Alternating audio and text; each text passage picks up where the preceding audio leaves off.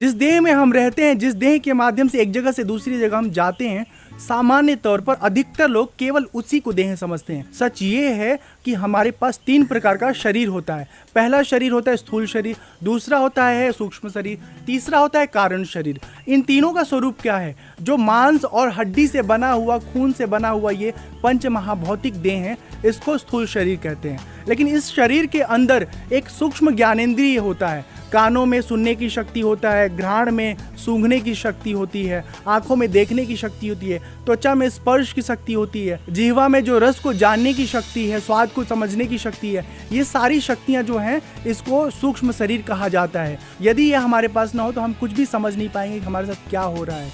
पूरी जानकारी जो हमें मिलती है, बाहर के विषय को अंदर तक हम जो समझ पाते हैं, उसका सबसे बड़ा साधन हमारा सूक्ष्म शरीर होता है। तो सूक्ष्म शरीर हम समझ लिए और स्थूल शरीर को हम पूरी तरह से अनुभव करते हैं।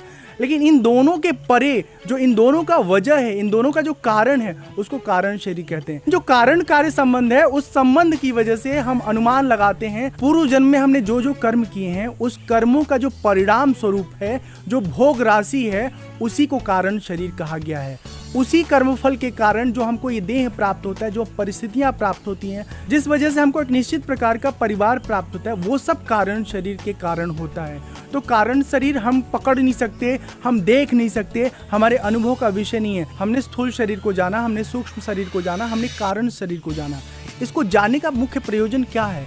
जानने से सबसे बड़ा लाभ ये होता है कि जो हम शरीर के साथ आत्मभाव करके बैठे हुए हैं, शरीर के साथ इस तरह चिपके हुए हैं कि हमको लगता है कि हमारा पूरा अस्तित्व, हमारी पूरी सत्ता, हमारा पूरा जीवन इस शरीर के बने रहने तक है, वो खत्म हो जाएगी समझ। और हमको इस बात का बोध होगा कि नहीं, शरीर आता है, जाता है, शरीर आज है, कल नहीं रहेगा। इसका मतलब ये नहीं कि हमारा अस्तित्व खत्म हो जाएगा।